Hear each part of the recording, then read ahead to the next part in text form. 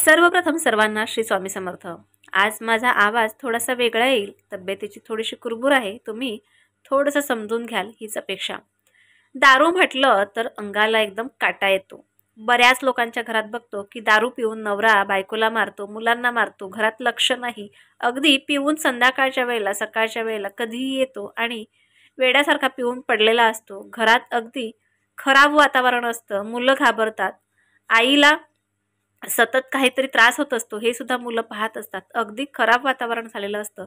या दारूला त्रस्त होऊन कधी कधी मुलं, आपली बायको स्वतः सुद्धा निघून जातात घरातून किंवा काहीतरी डिप्रेशनमध्ये जातात, काही काही वेळेला वाईट पावलं उचलावी लागतात। या दारूमुळे आपल्या संसाराची, आपल्या प्रपंचाची अगदी वाट लागून जाते, आपला प्रपंच कधीही व्यवस्थित होत नसतो। त्यामुळे ह्या दारूला आपल्या घरापासून, आपल्या पतीपासून, आपल्या मुलांपासून जर का लांब ठेवायचं असेल, लांब करायचं असेल, निर्व्यसनी करायचं असेल, तर हा जो उपाय सांगते ना, हे 2 उपाय आहेत, हे अतिशय सुंदर आहेत। आणि जर का तुमचे स्वामींवर विश्वास असेल तरच तुम्ही हे उपाय करा। कारण कसं असतं ना, तुम्ही एका वेळेला रोज वेगवेगळे उपाय करत सुटता आणि मग म्हणता की उपायाने काही फायदा होत नाही, असं नाही।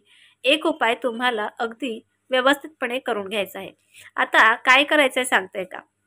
आपल्या घरात एखादी व्यक्ती खूप दारू पिते, त्यासाठी करायचं आहे, किंवा मुलगा असो किंवा त्याचे वडील असो, म्हणजे आपला नवरा असो, काय करायचं तर एक तारक मंत्राचं पाणी आपल्याला तयार करून घ्यायचं आहे।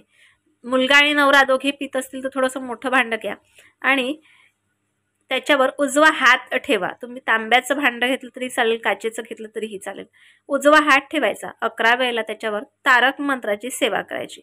त्यानंतर हे जे पाणी आहे ते त्यांना जेवण करताना किंवा चहा घेत असताना किंवा तुमच्याकडे पाणी प्यायला मागतील त्यावेळेला तुम्हाला दिवसातून 1 वेळेला हे पाणी त्यांच्या पोटात जाईल ह्याची काळजी घ्यायची। आणि हे पाणी अगदी रोजच्या रोज, जोपर्यंत दारू सुटत नाही तोपर्यंत हा पहिला उपाय, अगदी रोजच्या रोज तुम्हाला तारक मंत्राची सेवा करून पाणी प्यायला द्यायचं आहे।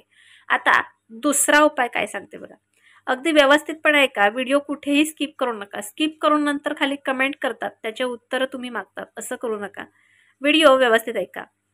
दुसरा उपाय जो आहे तुम्हाला तो महिन्यातून 2 अष्टमी आणि 1 अमावास्या, 2 अष्टमी आणि 1 अमावास्या असा 3 वेळेला हा उपाय करायचा आहे। आता काय करायचंय सांगते का? ह्या उतार्यासाठी आपल्याला एक सफेद रंगाचा कागद लागणार आहे आणि त्याच्यावर 3 कुंकवाच्या रेषा, कुंकू थोडंसं ओलं करून घ्यायचं, 3 कुंकवाच्या रेषा, 3 हळदीच्या रेषा, 3 काजळाच्या रेषा आणि थोडासा दही भात, 2 लवंगा आणि सुक्या मिरचीचे बी त्याच्यावर ठेवायचे आहेत।